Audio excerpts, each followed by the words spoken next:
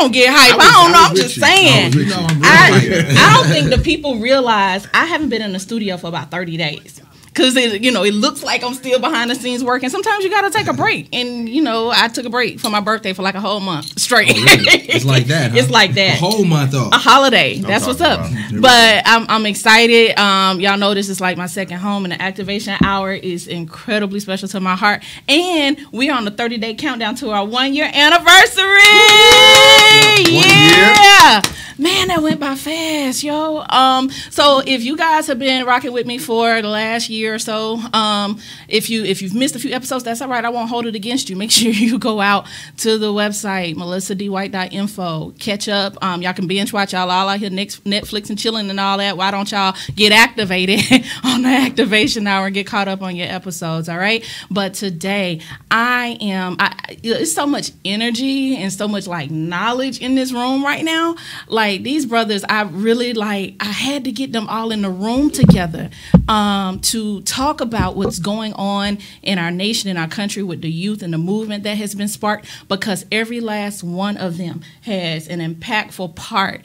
And I was intentional. I wanted brothers in the room. And sisters, you'll get your turn too, okay? Don't feel like I'm leaving y'all out. I wanted to get brothers in the room today because they essentially are the leaders in the cornerstone. And oftentimes, we don't get to see them as a part of the narrative. And so today I was very intentional and specific about getting these amazing men in the room. To my left, I got my brother JK, Justin Kerner. What's up, JK? What's going on? Welcome back. Minister Mel. Minister Mel on the mic, on the ones and twos. Listen, JK has been a part of the show for a few months now as our political commentator. But I want the people to get to know you as well with your work and advocacy, your work with the youth. A lot of times they don't see that part. They just see, I know Justin does, your advocacy tips and whatever, but you have an incredibly big heart for youth. And so as an advocate, as a parent, as a part of the community, thank you for coming in to be on the other side of the seat as a guest and talk a little bit today too. Well, thank you very much for having me. Absolutely. Activating your advocacy. Get the people engaged, right? And then to my right, this brother, Patrick Phillips, man, I've been watching his movement for some time now.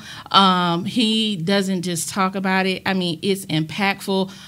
Incredible program for just urban education. And he sparks a fire and holds other educators accountable for really engaging youth. I mean, look, the brother got books, y'all. Not one, books with an S. Oh, yeah. Yes, sir. I mean, I can't even look. I only got two hands. Help me out, brother. Really, awesome. Patrick Phillips. He's cranking out books for our youth, for our young men and young women. Change 101. Average is crowded. Average is crowded, y'all. You better get in your own lane. Decisions. A young man's guide to avoiding the traps. All right. And what else you got over there, Patrick? This is the Intentional Student, 17 Strategies to Survive and Thrive in College from Day One. And a book I'm really, really excited about. This is a book I co-authored with my 6-year-old son. The Adventures of Little Jam, the skate park. I love it. Awesome. I love it. Look, if you follow Patrick on social media, it is the coolest, cutest thing in the world. Like, he just tried all these different activities out with his son, Jam. Yes, we get to it. and it was so funny. I mean, I'm a fan. I watched them even leading up to the book. And just, he's like, dude really wants to go to the skate park. So I guess I got to be all in. And drag me into it. I'm like in my mid-30s. You talking about skateboard. I ain't never skated in my life. Stop it. But the way you nurtured and encouraged you, like, look, if you're serious, you went and got like all the gear. You were like so serious, and I love it. And it starts. I want to each one of these gentlemen are going to talk about different parts of activating this generation. Justin, in terms of giving them that civic education, letting them know what it means to be a part of the process. Patrick, in terms of education. And you were fully committed. You were like, if this is what he want to do, man, let's rock with it. Everything. Like, my sister called me RoboCop because we had on so much padding. And we were skateboarding. I'm like, I can't break nothing. I'm too old for that. She came in town. Yeah, she's like, you look like RoboCop. I said, so what? I'm safe. You know what I mean? I don't care. Safety first. Yes.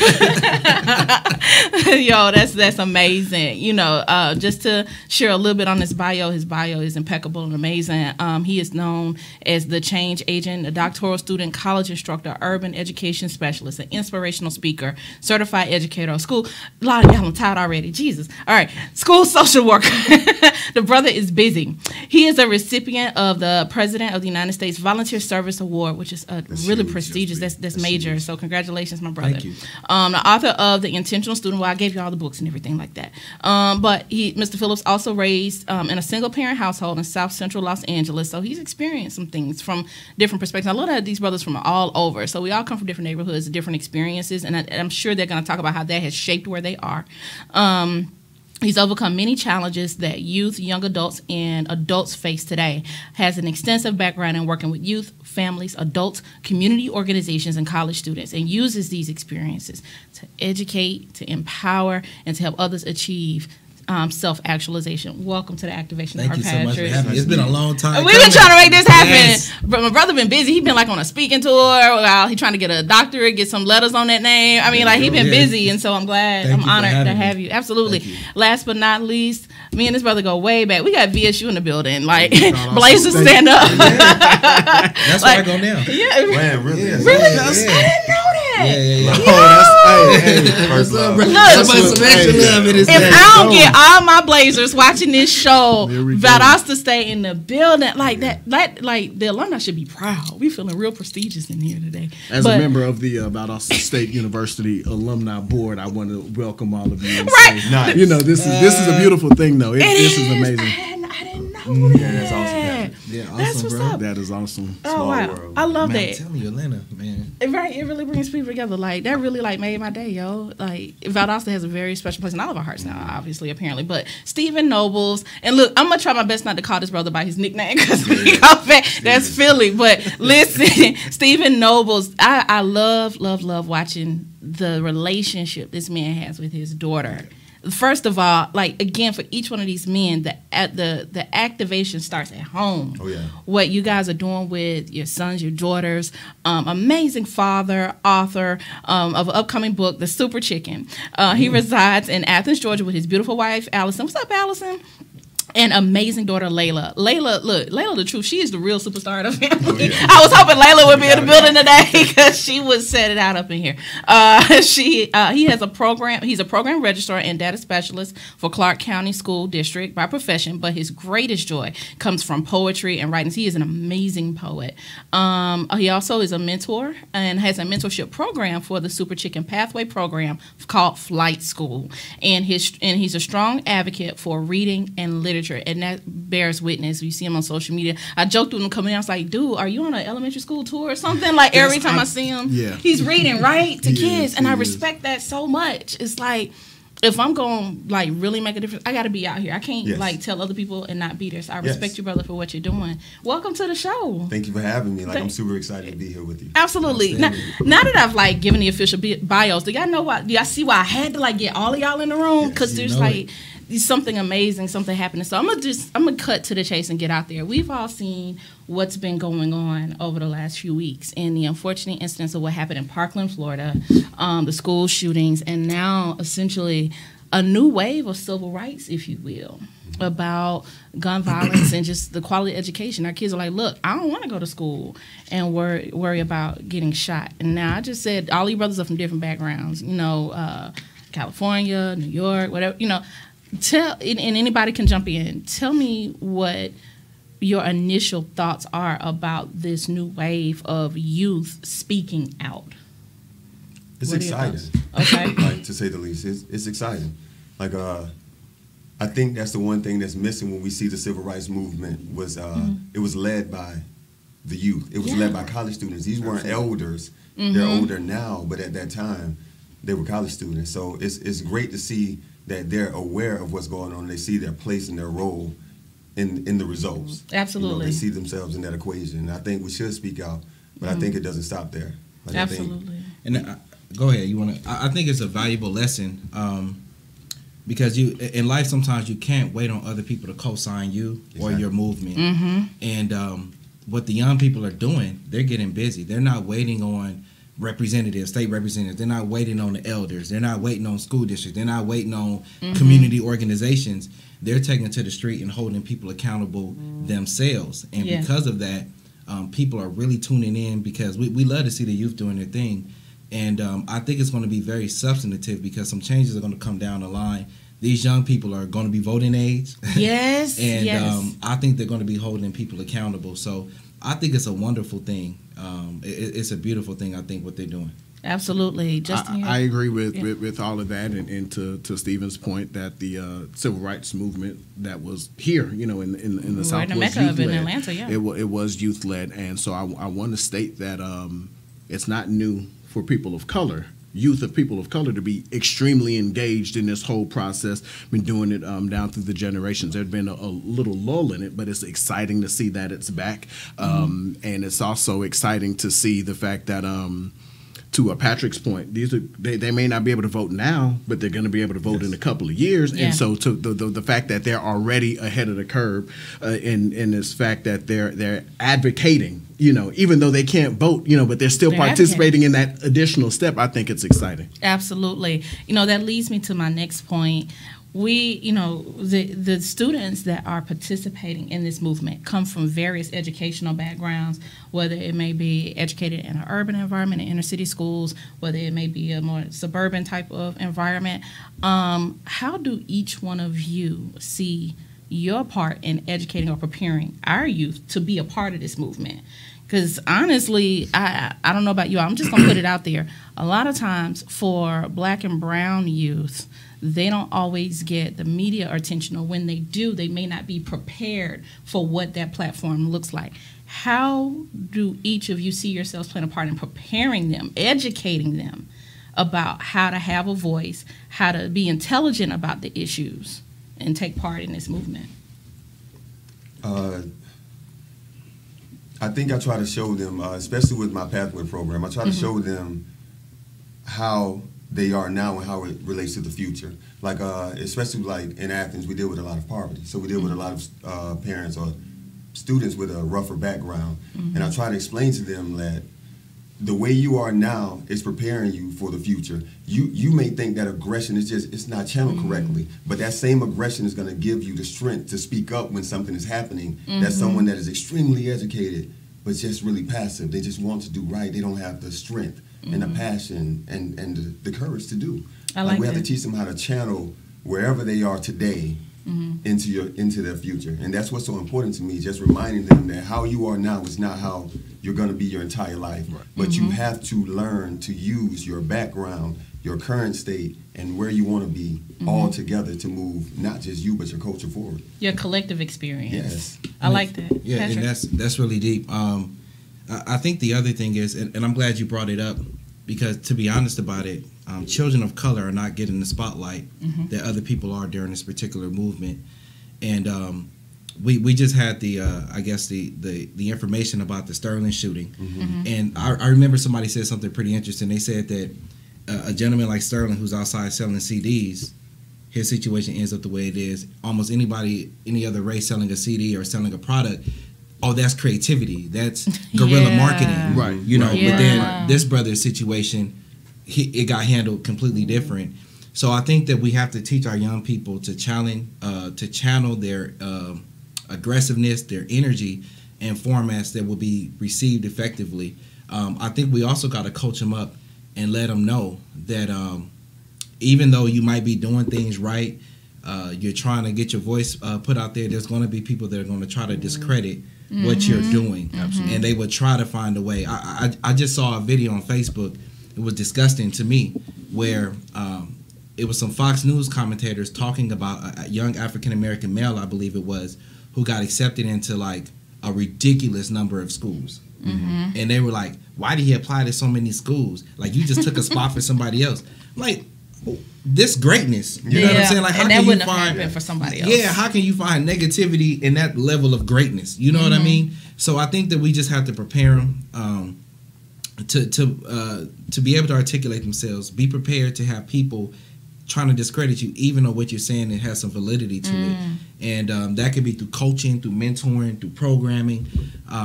books, whatever, YouTube video series. Those are some of the things that I've done. Like I have a student development series on my YouTube channel, almost 200 videos, absolutely free for educators, schools, and all that kind of stuff.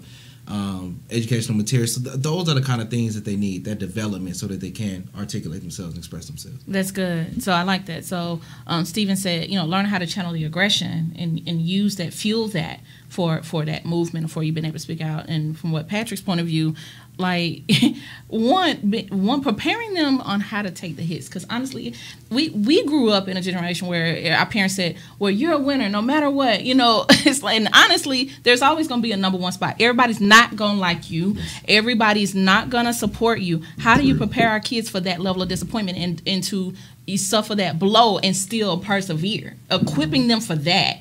I know for me, I've really been stuck I haven't been able to turn away from the broadcast about what's going on in Parkland and the students there, and the students at the forefront, young lady last name Gonzalez, and then also David Hogg. And he even said, like, they're crucifying these kids. They're taking high school kids and creating like their false news. Like I think they photoshopped Gonzalez, the young lady at the head of the movement, and showed her ripping up the Constitution. That wasn't true. That was Photoshop. Like they're looking at ways to discredit children. There's a reason why. I mean, power does not concede easily, and it never has throughout the course of history. And these children are challenging the current power structure. Status quo, yes. And anytime you have that, it doesn't matter your age, you're going to come up against that, and so they're going to be discredited. But you have to teach them how to combat all of that and how to deal with all of that. And to your point about growing up in the winners generation, I didn't have that at home because my dad was very clear on saying, no, everybody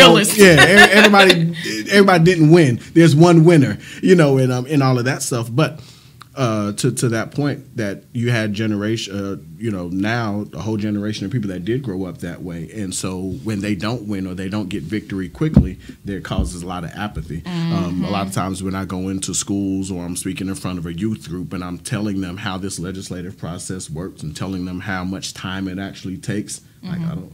That takes too long. I don't want to do that. Or they were like, well, I tried to do that. I tried to say something before and it fell on deaf ears. Or why should I participate? People are still going to be gunned down. And that apathy, you have to learn you have to teach them how to combat that. And it starts by letting them know that you do have a voice. Yes. And you do have to learn how to use your voice. And it's not going to be easy. And you're going to have to take these blows. And you're going to get knocked down. But you have to get up. And I think teaching people how to get up is important, just as important as teaching people how to just stand there.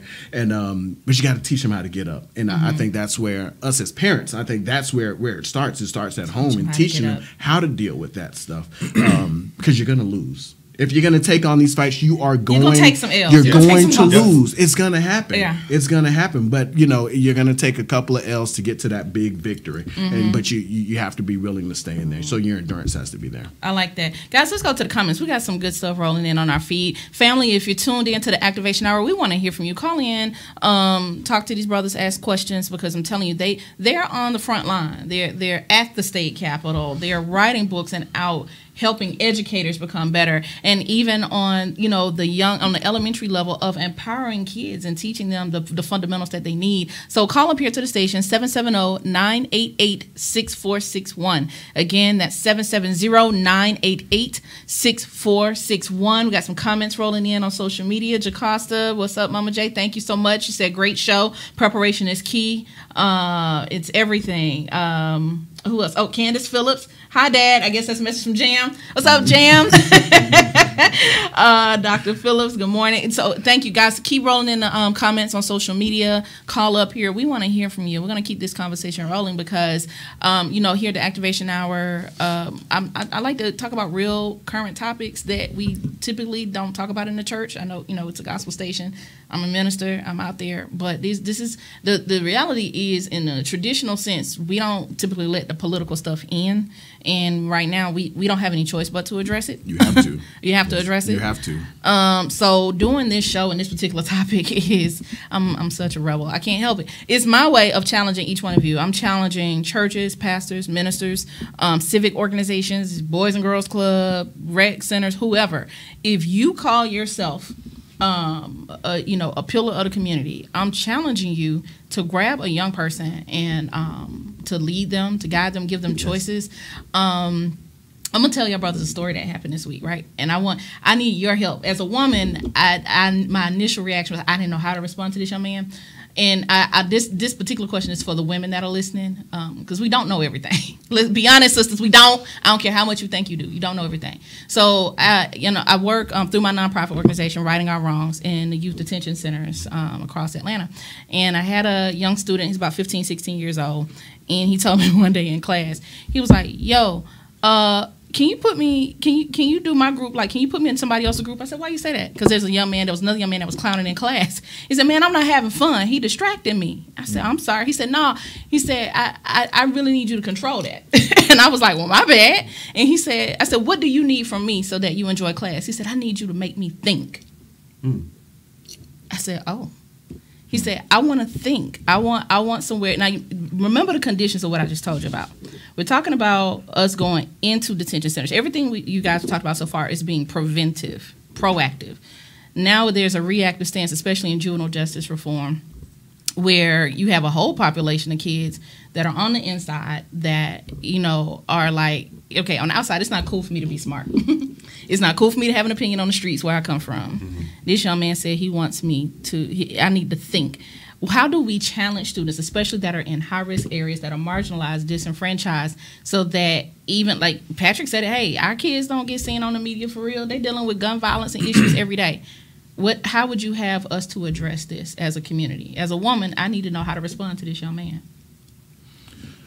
I think empowering them to know that your mind is a great thing, and your mind is a part of your greatness, and your mind is going to either cause you to succeed or to fail, and that it's okay to use it in a positive way. And when you said that he was telling you to make him think, what I heard is, I'm not being challenged anywhere else. You're here. I can tell you have something for me. Make me do it. And to do that, I think empowerment starts like, yes, that's a leader. You were talking to a leader. You were talking to a leader that doesn't know it. You were talking to a leader that has never been poured into, that had never been given the tools. So give him. It sounds kind of simple, but give him what he's asking for. Yes. Pull him off also to the side. Give him some extra work and some extra assignments. When I was a kid, I was often bored in class. I always had A's and B's and N's in conduct because I wasn't being challenged. I wasn't a bad kid. I got in-school suspension and all that other stuff because of. Well, some of it was due to talking, but I was not challenged inside the classroom. And then it took teachers giving me additional work or giving me additional assignments or having me be in charge of a project or something like that. And that's what made me actually start to become a better student. And I had a teacher gave me a stack of books and like, all right, these are the books. This is your additional work. I did them all in one weekend. And I'm like, that was supposed to take you the semester. Like, you didn't give me a timeline. So you have to give kids structure. Along with that, they're begging for it, and that kid's the only one that asks for it. But I guarantee you, a lot of them in there, that's what they want. I like what you said. I'm talking to a leader, and oftentimes in society, they don't look at our young men as leaders. They see that whatever the media has portrayed, the leader is not the first thing that comes to mind, and even in his circumstance, even on the inside, he is the leader, even on the inside. Like, this the young man, our program deals with anti-bullying and social justice, and he's told me different times. Like, he's writing a story now on tips to deal with bullying. Like, this kid wants to write. He wants to speak. And so I'm like, how do we, the thing that it showed me was you got to give them options. Give me another option. Okay, you don't want me to rob? Give me another option. You don't want me out here shooting? Give me another choice. What do you want me to do? Patrick, you had a point as well. Yeah, we've all seen Black Panther, I'm sure. Yeah. With the Wakanda forever. Yeah, you know what I'm saying. But it made me think of the scene when is it T'Challa, the bad one? Yeah. When Black Panther, the good one, when his father passed and he became the Black Panther and he went to see his ancestors and he battled and he went and they put him to sleep in that tomb. When he woke up, he had a connection to his ancestors. He was actually with his people. He had a connection. He was talking to his father. He was talking to the other elders. But then when T'Challa took over temporarily, and they put him in Killmonger. Killmonger. I'm sorry. T'Challa was a good one. Yeah, T'Challa was a good one. Yeah. And when Killmonger took over, and they put him in the bed, and he went to go see his ancestors, where did he end up? Back where he came from. In the hood. Yep. In the hood, in the apartment. I think he was sitting down watching his, he was talking to his dad. Mm-hmm. But there's such a huge disconnect Wow. that our young people are not understanding how great they are Yeah. because they've never seen it, and they've been so disconnected from their ancestors and their elders. That's and deep. they don't see themselves in math. Yes. They don't see themselves in English and being a scholar. If you talk proper English, why are you talking white? That's it. I hate hearing. Yes, Yeah. And I hate that. And our young people, we need to expose them to the greatness that has existed before them, so that they can see themselves in the content and the curriculum. One of the reasons why I wrote every single book that I've written is when I taught K through 12, and I was a school social worker as well. They would always purchase educational materials for the kids, mentor materials. And the kids never resonated with it because they never saw themselves in the content. And that's why I've written every single thing that I've done. And share a really quick story. Like this silly skateboard book, I mean, I don't want to call it silly, the silly concept of skateboarding. When my son did the book, we started skating. We were riding our bikes and we passed the skate park.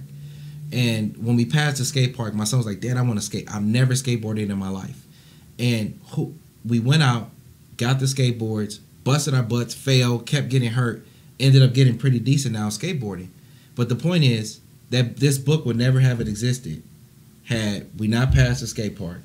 And then when he said he wanted to skate, I exposed him to it by buying him the equipment so we can skate. But then also what we were just talking about, when he wanted to quit, we're not about to quit. Mm-hmm. We're going to continue to persevere. And I think that there's something that can be learned, not just about skateboarding, but in life, about how we can expose these young people, to so many different things. And then when you expose somebody to something different, they're going to want to quit because this is new territory. And we got to be there to support them. Yeah, we got to support them, say, look, you can do this, and keep pushing them through. That's good. That's good. Stephen. Like, you speaking on exposure is so important to me. Like, you can see it's the first thing written down to expose the entire process. Like, that was the fuel behind beginning a pathway program, because I started to see my role in where society and the youth was today. Like, everything that's bad, unfortunately, where I came from a poor neighborhood, it was a bad neighborhood. Everything that's negative, we were able to see the entire process. We saw drug dealers go from nothing to a Chevy to a nice car. We saw basketball players and athletes go from high school to playing on TV in college to the professional sport. Unfortunately, for things like education, we saw them in high school and they disappeared for 4 or 6 years, and they came back. It was like, I'm a lawyer now. And the kids, there's a disconnect. The kids are like, well, how did you do it? Like, how are you a teacher? How are you a pastor? Like, what did you do? We don't see the process, and then they don't come back. And we were so focused on our personal image to excel professionally that we didn't realize the disconnect that we were creating with the youth. If we came back speaking differently, if we came back dressing differently, and we kind of shied away from the kid with the twisted hair and the sagging pants, we kind of, he may be a danger, we shunned him away. That formed the gangs. They're not necessarily gangs, they're just a group of kids who have something in common. Right. So the most important thing to me when it pertains to creating a platform for them, the first step was showing them more of what I have, or more of themselves in me, more of themselves in the process. So they need to know that a pastor looks like you. They need to know that someone in politics looks like you, Justin. And pastor, they need to know that someone looks exactly like you that writes books, because in their mind it doesn't. If you ask the average student to describe a college student in their mind, they're going to paint a picture that looks nothing like them. That is so, man, like it's real because of the fact that I work in politics now. And when I was thinking about what I wanted to do, it always drew me back to images of certain people. And when I was in New York, David Dinkins was the first black mayor of New York, and then moved to Stone Mountain later on. Chuck Burris became the first black mayor of Stone Mountain. And then when I moved to Chicago after undergrad, there was a guy by a funny name that was running for president of the United States. And so I started seeing all of these black people. And that was the first time that I realized I can do this because someone else that looks like me. And there's so many, it's a lot easier for other people from other backgrounds and other cultures because they've been exposed to things and they've seen other people that look like them in certain spaces. So they know that they can achieve it. Yes. If we've never seen it, it's difficult for our minds to conceptualize that we can be that. Yes. And that's what's so important for the kid that asked you to challenge him. We know one thing for sure that we don't realize, that good behavior, great decisions, and success begets good behavior, great decisions, and success. If you focused on just that student and you helped him channel it and you help him become more, their students are going to look at him because he's more relatable than they will look at you. So if he starts to talk, I think I want to go to college now. I don't think I want to go to technical school. I want to shoot for you. I want to shoot for Harvard. Shoot bigger, yeah. His peers are going to be inspired by those decisions. And that's what's so important. That's why it's so important for us to inspire the youth, because essentially they're inspiring each other. And that's why they all look alike. That's why they dress alike. That's why they make a lot of the same poor decisions. We just have to teach them how to channel it. Yeah. Because essentially we're creating a success in a process that we may not live to see the fruits of that labor, but it's there. That's real. That's good stuff. That's good stuff. You know, Stephen, you said something that made me think about, I don't know if you all have seen the new series. I can't think of the brother's name from The Wire, but he hosts a show called, I was watching it last night, Raised in the System, where Michael something. Y'all help me out. Dude from The Wire. Yeah, nobody watched The Wire? Yes. No, I just... Like I played over. But, okay, so... I just don't know his name. Yeah, but, okay, so Raised in the System, you got to watch it. It's a great show where he literally goes through the process of a kid going into the system, what the criminal justice system looks like. We talk about criminal justice reform, but like you said, criminal justice reform starts with juvenile justice reform. Yes. And then the juvenile justice reform starts with education reform and creating opportunities in our communities. And during the show, he said a quote that made me think about exactly what you said, Stephen. He said, kids around here don't know how to be a lawyer because they don't know what one looks like unless they're going into the courtroom to be represented. That's true. They don't know how to be a teacher because all they know to see is the teachers in the classroom that may not always have the tools and the resources and everything they need to teach them properly. You said something that struck a chord with me personally. Even when I'm out working with kids and young women, when they find out I'm a minister, they're like, "You a what?" They don't like. You don't look like the old dude in the pulpit. That my mom like. So and then they have all these questions. Well, how did that happen? So we have to talk about the experience. I have to talk about what serving God looks like for me. For me, this is my pulpit. This is what serving God looks like. It's facilitating safe places to have conversations about making the community better. If you heal a community, you heal a people. If you heal a family, you've created a better community. And so and I'm challenging the church. I really am trying to challenge the church because civil rights movement, the church had a very critical part in that. Super important part. The church was the safe place in that, but the church helped to fund a lot of that. So what are we doing now? We say the church, and please talk about it. And so it was some churches. So we're gonna be real about it. And but so be it was real, some churches. be honest. It was some churches. It wasn't all black churches. It some black all. churches were like, no, we're not gonna bring that mess. It's too radical. Here. Don't you come around here with that. And then the late Billy Graham just passed away, and he was one of the founding leaders of the white evangelical movement. Billy Graham and Martin Luther King Jr. had a meeting, and Martin Luther King said, we need your help. We need the people that follow you involved in this movement. And Billy Graham told him that's your fight.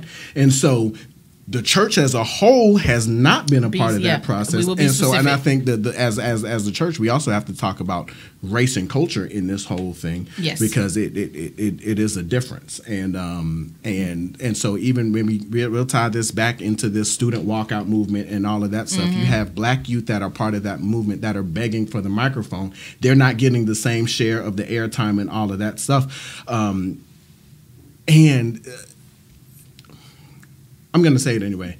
Some of the supporters of this current youth movement are the same people that are the All Lives Matter folks instead of the Black Lives Matter. And so it's a lot of things that go into it, and a lot of things that are part of the bigger conversation. And so I think in these conversations that we're having, if we're talking about moving forward, we also have to talk about these cultural differences, these racial differences, and how there is still the media to the mat. Big divide in there, and how the media, and you said when the media sees certain kids, they don't see leaders. Yes, they do, and that's why they discredit them because of the fact that they do see these young black people as leaders. And if you see these young black men as leaders, you also may see these young black men as threats. Yes. And so so we got to control that story. So they're going to put the media out there as a threat. And so it takes the black media and shows like this to show that in a more positive light, because we're the ones that have to tell our story. No one's going to tell it for us. No one has told it for us in the past. We have to control that narrative. Absolutely. We got a question from Ebony. Thank you, Justin. Great point. Ebony Payno. What's up, Ebony? She's a friend of the show.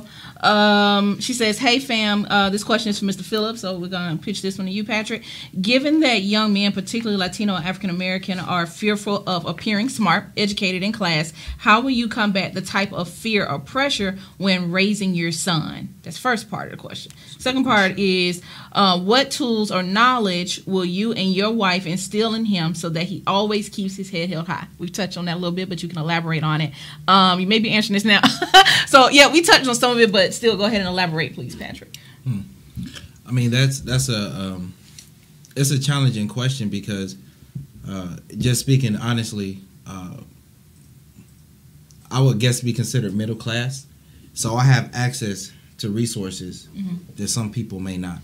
And I could put my son in certain environments so that he can grow and thrive and be around other people that challenge him. But there's some children, based on socioeconomic status, where they are in the communities, they may not have that luxury. And I think that that's why schools, at every school that I've ever taught at, I had a mentor group. Every school I've ever taught at. And it was because some of these young people, the parents don't have the resources. They may not have the time because they're working very diligently and hard to provide for the family. And you have a variety of challenges. So there has to be a village mentality. The schools have to have mentor programming where we would meet, we would bring fathers in, males in, and not just people that had college degrees. We had brothers in there, they were plumbers.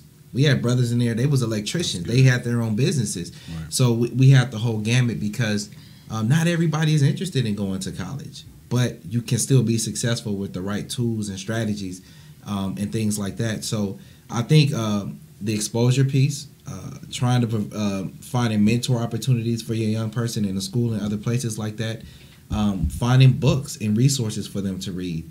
YouTube, I'm a really big fan of YouTube, in that you can learn almost anything that you want on this planet on YouTube, and it's a free resource. It doesn't cost anything. It doesn't cost money. But then, like I said, trying to place your kid in the right environment and then exposing them to as much as you can. Like my son swims, he skates, he's played basketball, he's played soccer, he's done STEM stuff. We got him in everything. You know what I mean? It's that old saying, you throw wet rice on the wall and something's gonna stick. Right. Yeah. And so sometimes that's what you have to do, and that's what we're doing with our son, and hopefully those are some things that people can replicate as well. That's good. That's good stuff. I want to touch on, Justin wanted me to talk about a recent experience that I had, and I want to get you guys' feedback on it. I had the opportunity to go on the last day of legislature to the state capitol. He invited me out there, and just to really learn about the process. We read about it, but I wanted to see it and kind of immerse myself in that at the Capitol on that day, and it was quite the experience. And well, I'm gonna even start with my ride over there. I didn't get a chance to tell you this story. My ride, I took an Uber down to the Capitol, right? So the Uber driver comes to pick me up, young black male. I'm assuming somewhere in his mid-20s. And he sees me coming out of the house in a suit and stuff, and he thinks like I'm going down there, like he thinks I'm a politician or something. I'm like, no. And so he's like, so what are you going down there for? Like, I don't see another reason. Why would a black woman in a suit go down there if you're not like in politics? I said, well, I'm a citizen. Like I'm going down there because it's our capital, and you have a right to be. And I have a right to go down. It kind of blew his mind a little bit. So now the exposure began in the car on the way there. That's the first thing. So we got into that. I said, no, actually, I said I'm a minister. So as clergy, I need to know how the church can support. 2, I have a nonprofit organization, so I work with youth, and I'm trying to learn and absorb how to get our youth involved in the process. And he's like, whoa. Like, so he started to tell me about his experience of growing up in Detroit and what he was exposed to. And in this 30-minute ride to the Capitol, he's like, I've always wanted to start a nonprofit. I don't know how. So now I've connected with this brother to show him how to start his program in the car on the way to the Capitol. Mm-hmm. Get to the Capitol, meet Justin there. And it's this. First of all, in any city, all of you guys are listening from across the country, all over the world. The capital is the people's capital. So all of this stuff, we get so like hyper anxious about the political things that are going on and whatever's being tweeted or whatever. But there's some local things that you need to engage in. You don't need to know who the judges on the benches are, after the fact that your kid is standing in front of the judge. You need to know who these people are. You need to know who your senators are, your legislatures are. Had the opportunity, to meet my senator, to invite her. I hold her accountable. Like, hey, I got some kids you need to come talk to. Are you gonna come? And I've been reaching out ever since then. What stood out to me, I didn't know about pages. There's kids that get to go down to the Capitol. That's the part I was hoping you talked about. Yes, I'm gonna get to that. It was very enlightening. It was a cultural experience for me. It was eye-opening, civic experience, all of that. But there are kids all lined up, right there at the ropes at the Capitol. And I'm assuming this is the same in every capital across the nation. I don't know. Is that the case? I am familiar with the Georgia State Capitol, so if you're in Georgia, I know this is true in Georgia, and if in whatever city or state you're in, find out about pages. Pages are kids that literally they just apply and they get to come down and be a part of the political process on that day when there are bills that are still being voted on the floor, and when constituents come down or lobbyists come down and they want to request to speak to a legislature, they're like runners. They go back and forth between the constituent or whoever's on the rope waiting to talk to somebody. So they run the paper back like, hey, so-and-so, Melissa White's out there from Righting Our Wrongs, and she wants to talk to you about juvenile justice reform. Can you come out and talk to her right now? So they'll come out with that child. What I noticed, there weren't many kids of color sitting up there as pages. And I asked Justin, I said, what's the process to become a page? Like, how do I get my kids from my program for Righting Our Wrongs out here? He was like, you just fill out the paperwork. Simple. And that don't really turn nobody down. I was like, are you kidding me? Like, that blew my mind. The level of exposure to be in the middle. I mean, it was like such a electric environment. It was probably the next best thing to being maybe on the stockroom floor. It was just all this crazy. Back and forth. You seeing politicians walk by. You get to go. You can go talk to the governor if you want to. You can go stand on the steps and just see all this stuff happening, free of charge, right here in your city. Mm-hmm. And the kids are in the middle of it. They're immersed in it. But there were very few minority kids, and I'm talking how many pages you think were there? How many kids? On that day, on the Senate side, there were probably about 20, 25 children. On the House side, there were more. There were way more kids on the House side, yeah. And it just depends, but exposure. A lot of us, if we've never been to the state capitol, we don't know about the page program. And that was my first time going. Exactly. It's crazy. Yeah, I went. I had the same experience you had. Mm-hmm. When I was interning at Emory University and the Barton Child Law and Policy Clinic. So we had to go down to the state capitol several times. And it blew my mind. This was 10 years ago I went. Mm-hmm. And I was like, wow. And I didn't realize how reachable people were. Like, you literally, as a citizen, can go down there, stand on the rope, fill out that paper, and make representatives come out, and you tell them what you feeling, what you're not feeling, what they might need to be considering. It really, it's amazing. Yep, you're right. Stephen, did you have a point about it? You're sitting there like, whoa. I'm mind blown because I didn't know that part of the process. Yes. But I think just moving forward, it's important that now that you know, just like Justin said, it's exposure, tell the youth now. Mm-hmm. Because that's something that we have to I'm not going to tell them I'm going to bring them. Yes. Tell them, inform them, invite them, and show them the process. Even if their parents are not into it, maybe they don't understand, maybe the system have failed them in some degree at some facet of their life, but we have to empower those kids to move forward because they go from pages to politicians. Absolutely. They can. And that's the trail of it. You can. And, a lot of us are in our careers based on what we saw or what we liked at a certain point. Mm-hmm. I didn't know anything about politics. I'm not in this because of the fact that I saw this as a kid, but it's a thought of mine that always occurs. What if I would have been exposed to this at a younger age? Oh, like, where would I have been, now? But everybody's path, you're supposed to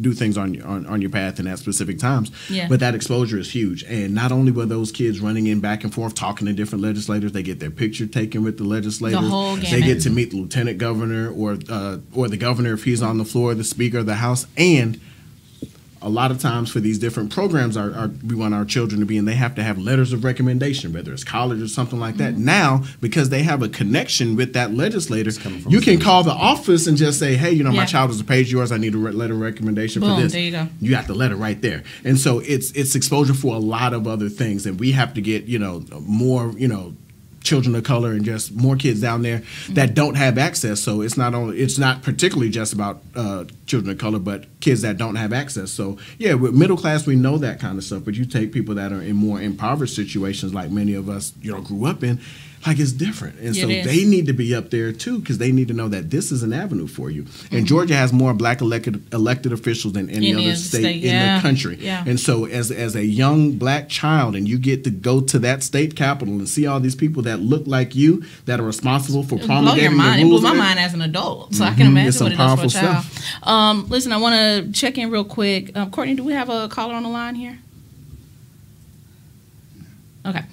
Do have a comment from Ebony Pano. Free resources are there, and we need to do a better job of tapping the resources and to our very own community. You're absolutely right, and that's what we're going to do here. This conversation, the action doesn't end here just because, in a 1-hour show.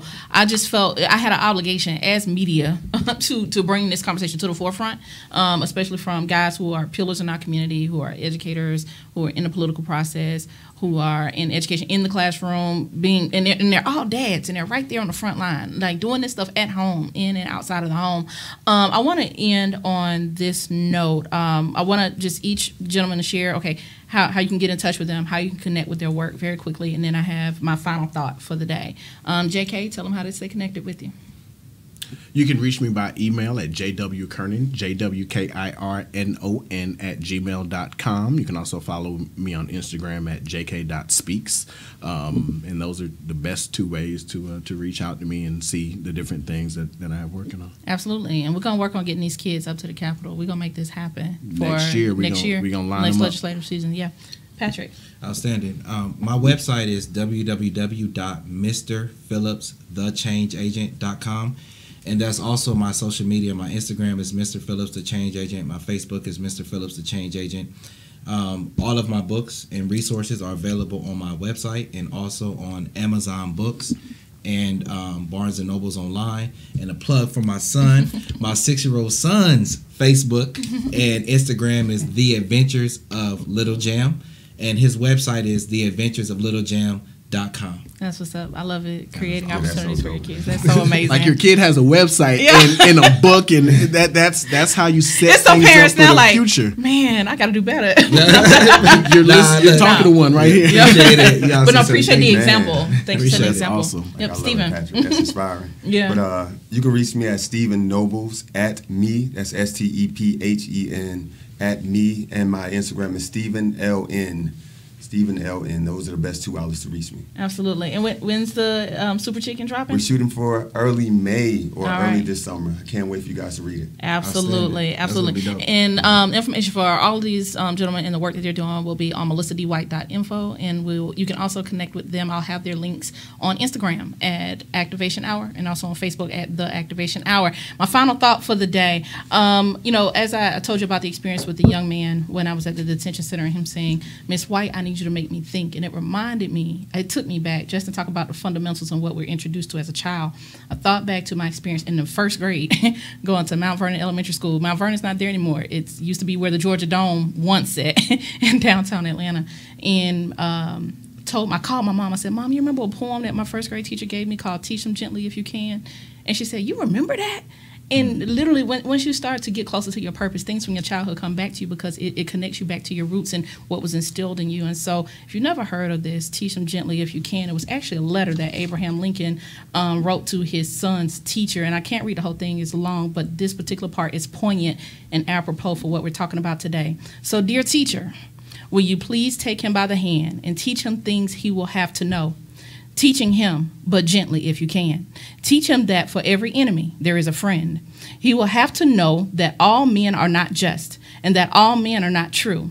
But teach him also that for every scoundrel there's a hero, and for every crooked politician there's a dedicated leader. Teach him gently if you can. So my charge to each one of you today is, whether you have children in a household or they're children in your community that you are charged to mentor, I challenge you to teach our children gently if you can. You've been tuned in to the Activation Hour. I'm your girl, Melissa D, Minister Mel. Guys, I thank you, each one of you, for your gifts and talents. This conversation was amazing, and we're going to keep the conversation going in the community. Family, I love you. Stay connected. Look, this new season is just getting started. I'm on the 30-day countdown to celebrating 1 year of the Activation Hour. I love your family. We're going to celebrate. Activation Live coming up. I can't spill all the beans yet, but I got a big announcement coming on what we're going to do in 30 days to celebrate our 1 year. Stay connected. We have so much more coming on, some amazing guests. Again, reach out at melissadwhite.info for our lineup for April. Love your family. Get activated. Have a good week. All right. All right.